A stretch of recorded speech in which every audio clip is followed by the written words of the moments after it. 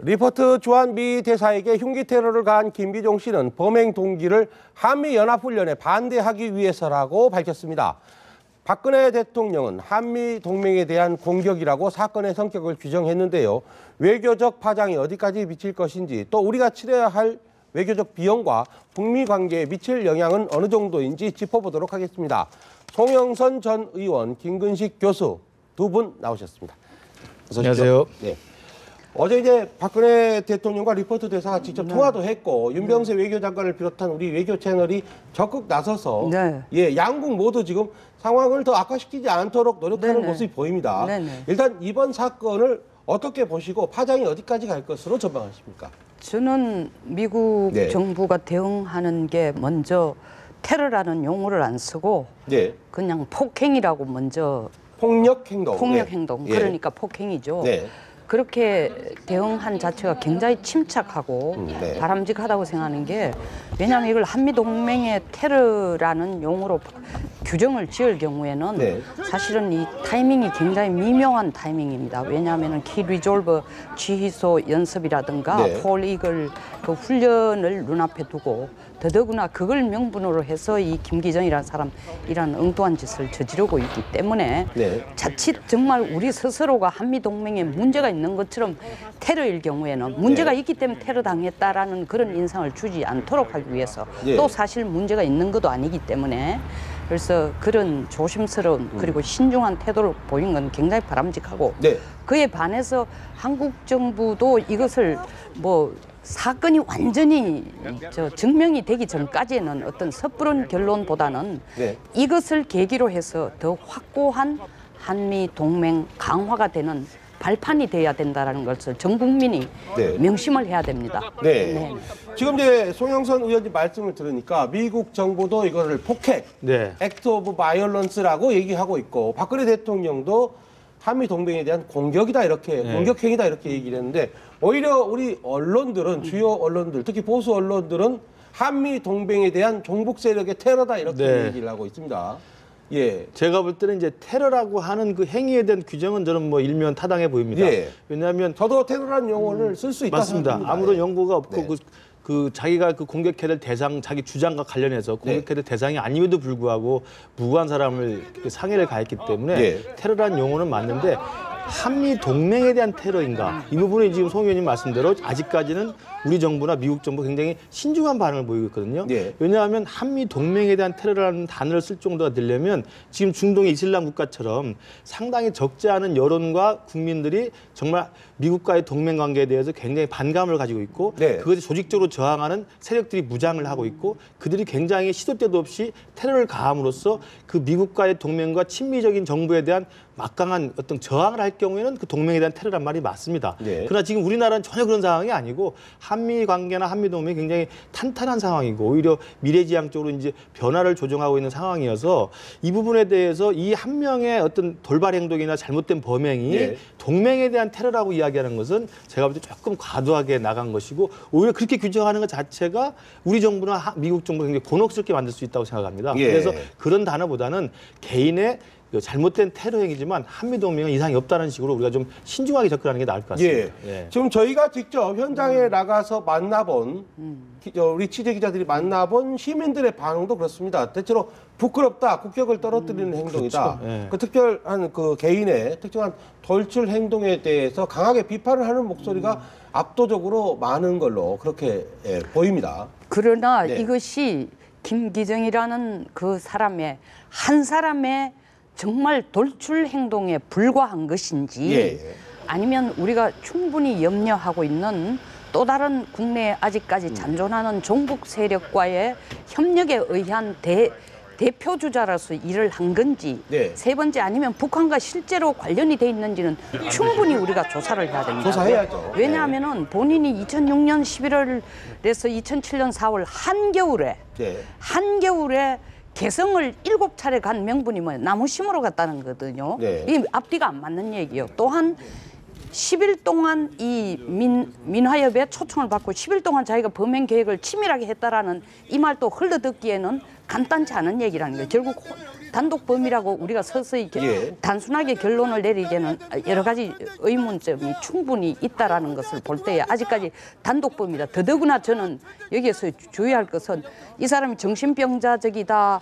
약간 좀 방송용으로는 뭐 하지만 약간 또라이 같은 인물이다. 이렇게 먼저 결론을 내린다는 건 진짜 바람직하지 않은 게 그렇게 함으로 정신병자적인 비정상적인 약간 미친 사람이 한 행동으로 결론을 내려버린다는 것은 이 사람이 지은 죄에 대해서 진짜 외국의 대사라는 것은 그 국가를 대표하는 인물이거든요. 그 국가의 자체죠. 네, 그 국가 자체. 걸어다니는 국가라고 보면 됩니다.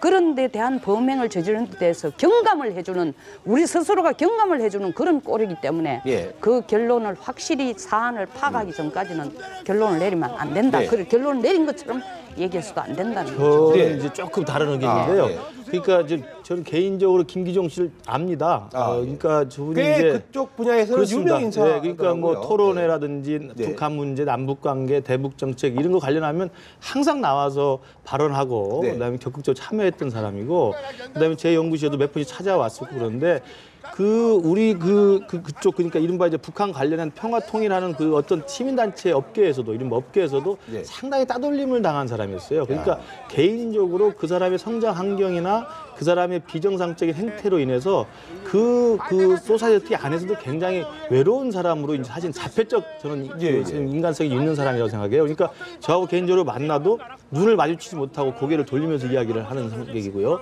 그다음에 아까 말씀하셨습니다만 좀 병력이 좀 있고 그다음에 이제 과거에 또 여러 가지 또 전과도 있고 그래서 그 평화통일이라고 하는 이른바 제야의 진보 진영 내에서도 저 사람은 완전히 고립되어 있는 사람이기 때문에 저는 이제 우리 홍 의원님 말씀대로 진상규명을 해서 과연 뒤에 북한과 연계가 있는지 조직적인 또 어떤 배후 세력이 있는지 따져봐야 되겠습니다만 제가 알기로는 또 제가 짐작으로는 저 사람이 이른바 이석기와 같은 통진당과 같은 조직적인 뭐 수백 명이나 되는 조직적인 배후 세력이나 조직적인 조직 저항이나 조직적인 준비가 있었던 건 저는 결코 아닐 거라고 생각이 들고요. 그다음에 북한과의 연계도 마찬가지입니다. 뭐 물론 북한이 당장 지금 바로 북한에서 저 행위를 찬양하는 이제 잘못된 행동을 하고 있습니다만 북한의 직접적인 지령이나 연계가 됐을 거라고 저는 보지는 않습니다. 그래서 우리가 분명히 경계를 하고 뭐 배우를 다 살펴봐야 되겠습니다만 제가 아는 김기종이라는 사람은 자폐적, 자생적 좌파입니다. 그러니까 자기 스스로 자폐적, 자생적 좌파입니다. 그러니까 자기 스스로가 굉장히 자폐화되면서 자기 스스로의 그런 극단적 논리를 정당화하면서 그러다 보니까 전체 운동 진영에서도 고립되어가는 이런 느낌이어서 그런 스스로의 고립되어가는 것을 과시하기 위해서 저는 무모한 행동을 잘 했을 거라고 생각을 해요. 아까 박찬정 변호사도 그런 류의 이야기를 했었던 것 같은데 저는 그런 의미로 저는 보고 있기 때문에 사회적 병리 현상 내지는 기이한 돌출 행동과 잘못된 범행으로 저는 보는 것이 좀 타당하지 않겠나 생각합니다. 은둔형 외톨이가 10대, 20대만 있는 줄 알았는데 50대 은둔형 외톨이다 지금 이런 식의 말씀을 해주셨는데 저는 좌파나 우파나 그런 외톨이들이 많습니다. 아니 근데 홍영선 의원님은 좀 생각이 다르신 것 같습니다. 여기에서 우리 이제 김 교수님이 저분을 개인적으로 좀 잘 아시고 하니까 이런 말씀을 누구보다 우리보다는 훨씬 더 그 인성에 대해서는 파악을 하고 얘기를 하겠지만 단순하게 자폐적이고 진짜 자생적인 외로운 늑대로만 규명을 하기에는 이렇다면은 예를 들면 세민영 같은 데 W 국회의원이 모임에 이 사람을 불러내가지고 행사하는데 축사를 하게 하거나 불러낸다는 이런 행위 자체도 정치권이 이런 사람을 그런 식으로 활용해서도 안 되고. 정치권에서 불러내는 그럼요. 네네. 그리고 여러 번 불른 적도 있고 사실은 국회도 뭐 발표 겸 뭐 참여하러도 여러 차례 온 사람이고 더 나아가서 이거와 직접적인 관련이 없지만 그럼에도 불구하고 국민들로부터 이런 의혹을 받고 있는 이유 자체가 예를 들면 세민년에 임수경 같은 사람이 김일성한테 훈장까지 받은 사람이 대국민 자기 어떻게 전환에 대해서 자기 입장을 바꾼 거에 대한 한번 사과도 없이 지금 엄연하게 입법기관으로서 행사를 하고 있단 말입니다. 이러니까 국민들의 의심이라는 게 너무 한쪽으로 몰아가지 마라. 패거리라 하지 마라. 뒤에 뭐 단체가 있다. 얘기하지 마라라는 물론 그렇게 일방적으로 몰아가는 쪽에도 약간은 무책임한 부분이 있을 수 있습니다만 그러나 너무 근거 없이 그런 행동을 하는 것만은 아니거든요. 그래서 좀 더 우리가 지켜볼 필요가 있다라는 거지. 맞습니다. 그러니까 송 의원님 말씀대로 우리 사회에 아직도 반성하지 않는 뭐 저도 사실은 학교 다닐 때 학생운동하면서 저 NL 사상 같은 걸 접한 적이 있었습니다만 반성하지 않고 스스로 그 개전하지 않는 이런 사람들이 남아 있는 건 뭐 사실 송 의원님 말씀대로 지적할 사항이라고 생각하고 그리고 이번에 우리가 헌법재판소에서 통진당 해산 같은 사건을 보면서 아직도 소수지만 종북 세력이 있다는 것을 알고 있죠. 그들에 대한 경계심을 갖는 건 당연한 건데 저 김기종이라는 사람의 범행과 테러가 마치 그것이 우리 사회에 있는 야당을 포함해서 재야를 포함해서 진보 진영 전체에 대한 이른바 종북몰이로 가는 것을 좀 경계하자는 의미에서 말씀을 드린 거기 때문에 지금 뭐 송 의원님과 저는 크게 다르지는 않다고 생각해요. 다만 이것이 저는 아까도 말씀드렸지만 좌파에 만약에 김기종과 같은 외로운 늑대가 있다면 저는 우파도 있다고 생각해요. 예를 들면 저는 그 말씀을 드리고 싶어요. 작년인가요? 그 신은미라는 또 사람이 굉장히 우리 사회에 문제가 됐었는데 그 신은미 씨의 강연에 가서 그 사람을 반대하기 위해서 익산에서 고등학생이 법적을 이용해서 폭탄 테러를 했어요. 이 사람은 일베에 가입해서 일베 활동했던 애인데 그 나이에 그 정도 애가 왜 그런 짓을 했겠느냐. 똑같이 우파 논리에 사로잡혀서 거기에 자기 존재감을 과시하고 자기 공명심을 드러나기 위해서 그런 무모한 행동을 하는 거거든요. 또 마찬가지로 세월호 유가족들이 농성하는데 그 앞에서 오보연합 할아버지들이 치킨을 시켜서 폭식도 투쟁을 한단 말이죠. 그러니까 사람으로서는 할 수 없는 일들을 좌파나 우파나 하는 극단적인 부류가 있다는 거예요. 그것이 저는 곳곳에서 그런 사람들이 자라날 수 있는 온상들이 있다는 것이고 그러면서 저는 우리 사회의 지도층이나 여야 정치권들이 그런 온상들이 좀 사라질 수 있도록 서로가 서로를 좀 존중하면서 합리적 사람들이 서로 좀 그 대화를 나눠야 된다고 생각합니다.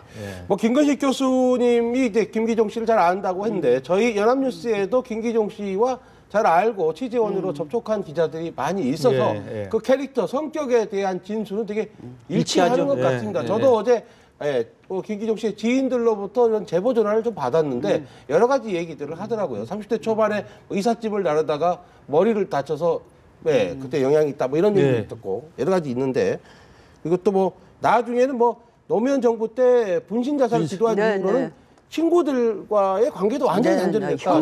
형제하고도 가족들도 연락을 하지 않고. 그래서 지금 일단 외로운 늑대형일 가능성이 높아 보이긴 하지만 단정은 지으면 안 된다. 이게 지금 송 의원님의 말씀이신 것 같아요. 자, 이제 북한이 굉장히 빨리 어제 반응을 내놓았고 오늘 아침에는 또 노동신문까지 나왔습니다. 어제는 중앙통신이었고 이 북한이 왜 이렇게 신속하게 이런 반응을 내놨을까요? 뭐 두 가지로 볼 수 있습니다. 하여튼 그 일이 바로 전번에 2010년 7월달 주한 일본 대사가 이 벽돌 가지고 가해를 당했을 때도 북쪽에서 바로 찬양할 만한 일이다 하는 것처럼 이번에도 이 저 리포트 대사에 대해서 가해를 한 거에 대해서 거의 살인 미수에 해당할 정도의 가해를 간 데 대해서 바로 이게 정말 응당한 처벌이다라고 얘기한 게 불과 뭐 10시간, 7, 8시간 만에 나왔다는 자체가 사실은 김기종 씨가 관련이 되어 있지 않을까. 북쪽과 관련되지 않을까 의심의 실마리를 주고 두 번째 그게 직접 관련이 안 되어 있다면 북쪽에서는 사실은 자기들이 주장하는 게 한미 이 군사훈련 자체가 전쟁을 도발하는 행위다라고 얘기했는데 자기들 대변인 역할을 해준 거란 말입니다. 그러니까 자기들이 주장하는 것을 가장 정당화해줄 사람을 한국 쪽에서 그들이 볼 때는 남측 쪽에서 사람이 나서니까 이걸 100% 활용을 해야 되잖아요. 그러니까 아주 적극적인 반응을 보인 것이다. 그렇군요. 뭐 하여튼 이 김기종 씨도 한미 훈련 반대, 전쟁 연습 반대를 얘기했고 북한도 얘기를 했기 때문에 그래서 어쨌든 주장이 같지 않습니까? 판박인 건 틀림없습니다. 그렇습니다. 그러니까 북한에서 이렇게 즉각적인 찬양 발언이 나온 건 저는 굉장히 유감스러운데요. 그러니까 저는 이번에는 정말 북한이 김기종이라고 하는 이 아까 계속 말씀 나온 외로운 늑대로서의 정말 우리 사회에서 정말 안타까운 병리 현상의 한 단면인데 이런 사람까지를 찬양하면서 대남 선전이나 대미 반미 감정에 악용하는 건 제가 볼 때 정말 있을 수 없는 일이라고 생각합니다. 그다음에 지금 북한이 좀 명심해야 될 게 과거에 그 클린턴 정부와 부시 정부하고 협상을 하면서 그들이 끈질기게 요구해서 얻어낸 게 바로 테러 지원국 지정 해제였어요. 2009년에 겨우 어렵게 테러 지원국이라는 오명에서 벗어나 있습니다. 지금. 근데 누가 봐도 테러 응원을 누가 봐도 명백한 테러 행위인데 그리고 우리 내부에 지식 있는 사람이나 합리적이고 정상적인 사람이나 아무도 동의할 수 없는 행동인데도 불구하고 이것을 몇 시간 만에 즉각적으로 찬양한다는 것은 정말 북한의 그 기본적인 민도와 나는 그들의 대남 공작을 책임지고 있는 통일전선부에 대한 굉장히 좀 심각한 문제가 있다고 생각합니다. 그만큼 다급하다는 거죠. 저는 그래서 이 북한이 앞으로 박근혜 대통령하고 금년 신년사부터 뭐 최고위급 회담을 이야기하고 남북관계 개선을 이야기하고 자기들 주장을 하고 있습니다만 그들 주장이 남쪽 국민들이나 남쪽 정부나 남쪽 여론에 그런 대로 좀 호응을 받으려면 이런 식의 잘못된 구태에 의한 시대착오적 행태도 바꿔야 된다고 생각합니다. 테러 지원국은 해제됐지만 테러 응원국으로 다시 올라갈 가능성이 좀 있는 있습니다. 거죠. 자, 이제 한미 연합훈련 이게 지금 이 사건에 연루가 돼 있는데 키리졸브 연습이 예정보다 일부 연습입니다만 하루 먼저 끝났습니다. 이건 한미 당국에서는 상관없다. 이거 사건과 관련 없다라고 얘기하는데 관련 없습니까?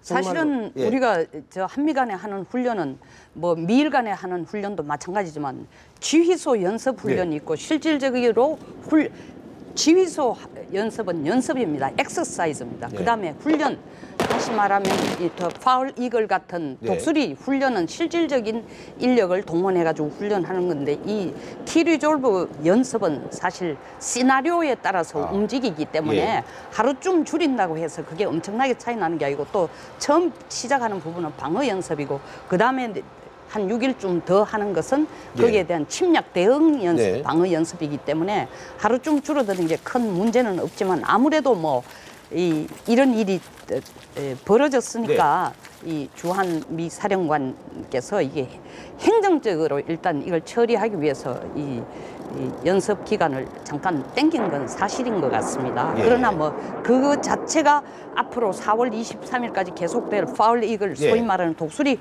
훈련에 영향을 줄 가능성은 저는 전무하다고 봅니다. 일부 언론에서 도리어 이거 훈련이 어떻게 되느냐 걱정을 하는데 걱정보다는 그건 내가 볼 때는 도리어 불필요한 한미 간의 갈등을 불러일으키는 조장하는 행위라고 생각합니다. 그렇기 때문에 그런 건 쓸데없는 저는 걱정이라고 생각하고 안 했으면 좋을 것 같습니다. 알겠습니다. 그러니까 뭐 저기 한미 훈련이 지금 말씀하신 대로 두 개로 나눠져 있지 않습니까? 키리졸브라고 하는 것이 이제 GPX라고 해서 가상 지휘 통제소에서 부상 연습을 하는 거예요. 그러니까 인원도 많이 참가하지 않고 그래 이제 포이글이라는 것은 야외 기동 훈련하기 때문에 수십만이 참가를 해요. 우리 한국군 같은 경우는. 근데 이 CPX에서 가상 지휘 통제소의 부상 훈련은 하루 정도 땡겨진다는 것은 기술적인 문제예요. 그러니까 이것이 저는 어제 리포트 테러 사건에 연관돼서 했던 것은 저는 오비일학일 뿐이고 자기들의 스스로의 훈련 일정에 따라서 기술적으로 땡겨진 것이지 그 테러 사건과 직접적 연관이 전혀 없기 때문에 이것을 가지고 언론이나 전문가가 감나라 변나라 분석하는 것 자체가 우리 의원님 말씀대로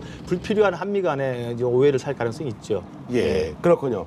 자, 이제 한미 동맹 자체가 크게 흔들리지는 않을 것이다라고 하는 그런 전례가 많으신 것 같은데 딱 하나 좀 우리가 외교적으로 협상력은 좀 약해지지 않을까라고 하는 우려는 있습니다. 아니 그것도 지금 도리어 불필요한 우리의 저자세적인 외교를 하지 않으면 안 된다는 스스로의 어떤 열등의식에서 시작이 되는데 그럴 필요는 전혀 없다고 생각합니다. 예를 들면 2007년 4월 달에 버지니아 공대에 조승희가 33명을 죽이고 29명을 부상을 입힌 사건에 또 미국이 그것 때문에 우리 외교에 한미 관계에 영향을 줬습니까? 그 때문에 우리가 저자세로 나갔습니까? 그 사람 분명히 한국 사람이에요.